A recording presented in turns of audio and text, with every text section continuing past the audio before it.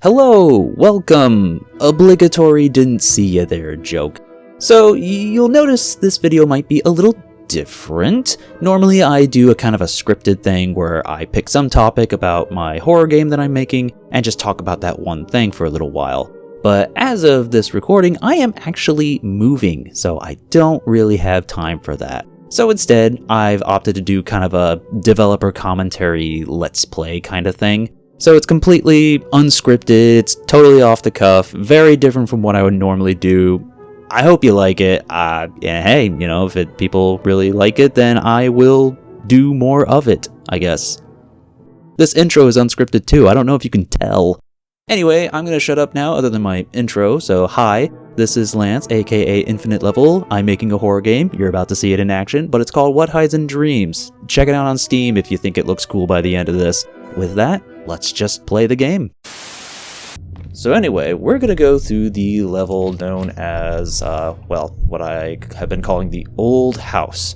And I'm gonna try not to talk the entire time, but to give you a very, very basic idea of what this level's about. It's basically a discussion of the main character's love life. I'm kind of realizing now that the immediate problem with this format is that I'm going to know everything coming and I'll probably blaze through this level in like 5 minutes. So here, I'll show you a little trick to make up for it. Turn this, I'm forgetting my gamepad controls. Oh well, blink, it's gone. So, here's a level proper. Get your mission prompt. And I'm not going to get into reading story notes too much, but I might check them out occasionally. You can always pause and read them yourself if you want. Or, you can just play my demo that's on Steam. It's got all this stuff. That door's locked, but if we turn ourselves around... some glowy thing, and we're missing something. Very good. So, okay, so... suppose I should...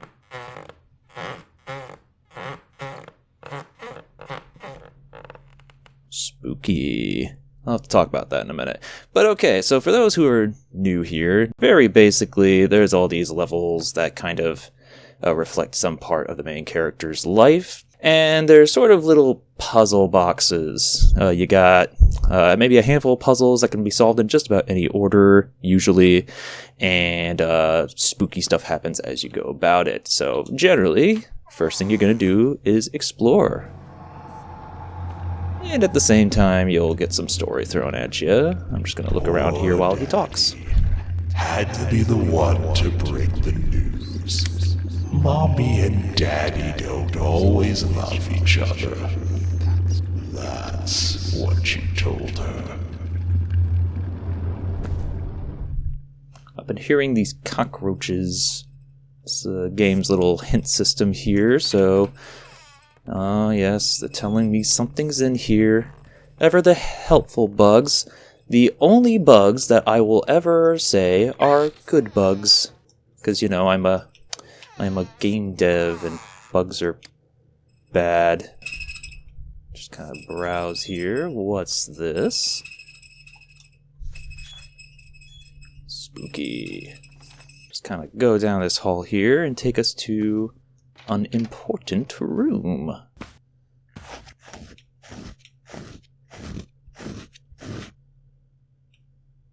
The heck was that? Heard a noise and I didn't recognize it. Maybe my game's haunted. Alright, so generally probably the first puzzle a given player is going to find, and I think you can kind of piece together what's going on here, so I'm just going to quickly do it. Ta-da! It's a door.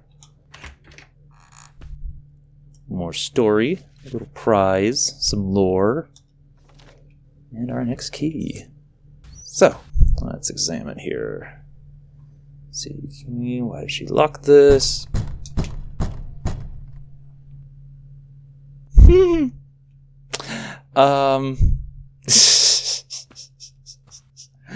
Good grief. That actually gave me a start. I made this game, and it still surprises me. Anyway, here's something I did know was coming, though. Haha! So long. I freaked her out. Or maybe she heard the noise first and made the wise decision to bolt.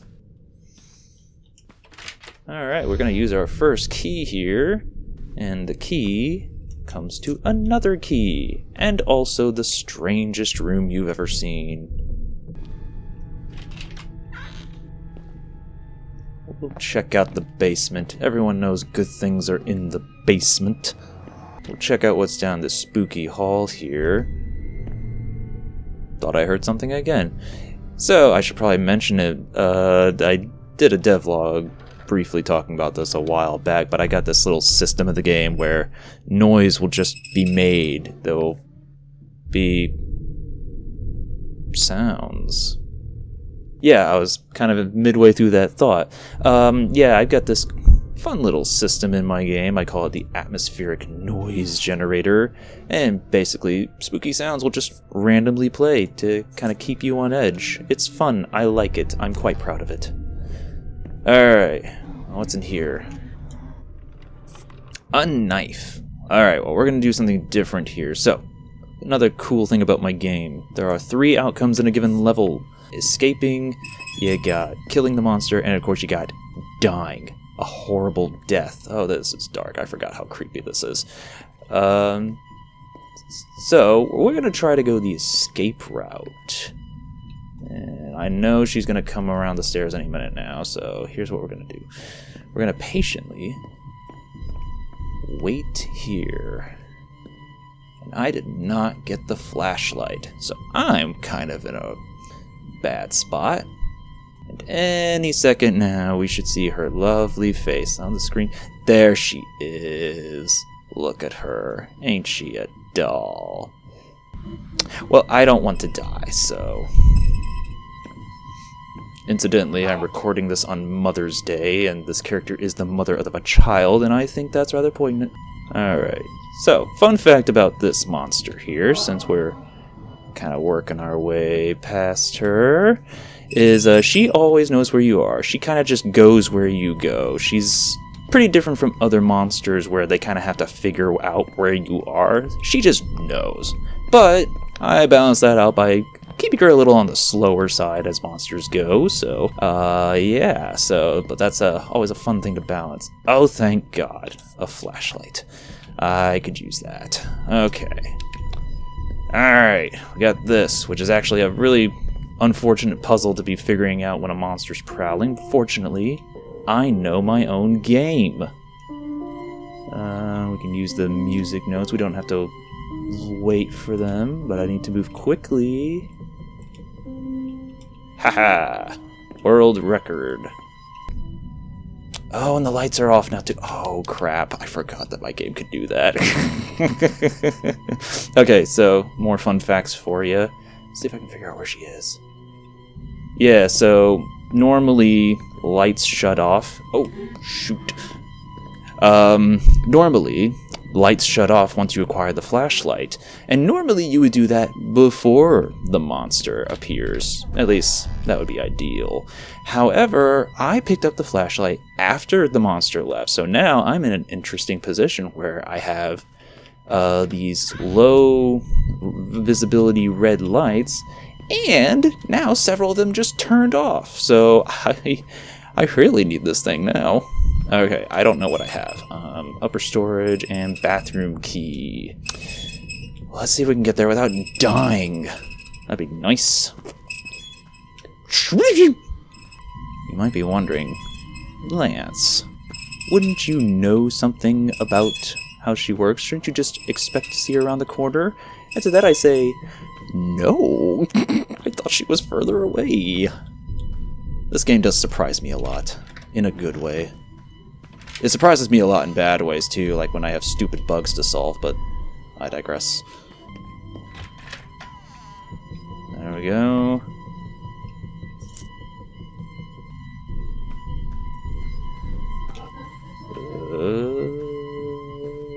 Oh! Time to run. Yep, she's running. She's running. Straight into my loving behind. Well, we have everything we need for the escape route. I'm just kind of toying with her at this moment for your entertainment. Close that door.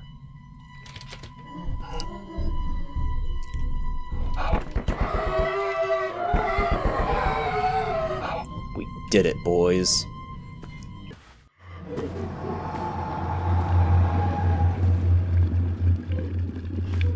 Never forget the sounds of her wailing, screaming. Please, just talk to me. Slowly fading away. I'm quite proud of that line.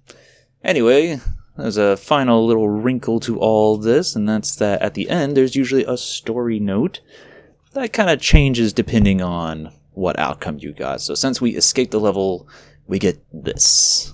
And we may not have stabbed her in the neck, but well, we may have arguably done something worse. It's up to you. And as a final little bonus, some parts of the level selection map will change too. In this case, this picture. I probably should have shown what it looked like before. I didn't think that through. So anyway, that's that level, but we're actually not. Okay, there's that. But okay, we're actually not done, because now, as a little treat, I'd like to show you how it looks when you kill the monster instead. So, I'm going to briefly restart this game, and we'll show you that outcome. And we're back. So, as I said, we're going to attempt to do the monster kill route this time. So, I've already shown a good chunk of the level from the last part, so we're just going to probably jump around a bit here. Oh boy, the flashlight. I actually can have it when the monster arrives this time.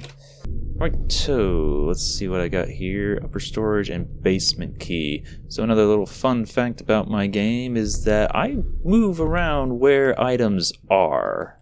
So last time we happened to find the knife in the basement, but there is no guarantee that that is going to happen again. Oh, hello, Nutmeg. Hey everyone, say hello to my cat. She has decided to stand in front of my screen. Now her butt's in my face. Oh, there's cockroaches. Is there gonna be a knife? That's a key. Maybe the knife's over in here. Aha! It is not here this time. Which means we have to actually look around. Upper storage. It could be an upper storage. I do put important items there, but to keep things interesting, I will go ahead and pick this up anyway. This cat's butt is incredibly in my face, and I don't know which is more frightening, my game or what comes out of that rear end. Alright, 2 upper storage. That cry always gets me. Aha! We found the knife. Now we can slice our vegetables. The vegetable being my wife. Oh my god. We're gonna swap weapons here. If I can. Oh. Okay, here, we gotta get in position. We gotta make this fun for the audience. I will be the spooky monster.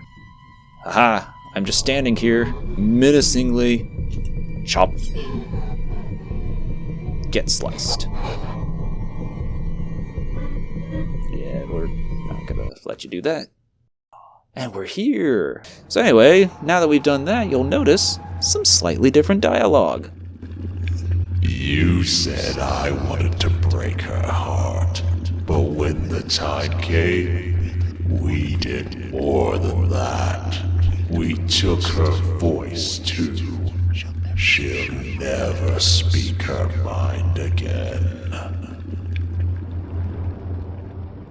You know, I said on the escape route that I was really proud of the line for the escape route, but I think I might like that one more, if I'm being honest. That's, I don't know if it's considered cool to brag, but I think I did a good job. And there we go. We also have the changing story notes. I'm just skim reading it here because I have too many story notes to memorize, but basically, main character's being a jerk. So, yeah, that was maybe the obviously bad outcome, but the thing about my game is that I try to avoid obviously good or bad outcomes, with some exceptions. Oh, and since we're here, I remember this time to do some text comparison. Look at that. Now it says, "I'm sorry." Aw, he feels bad. But not that bad.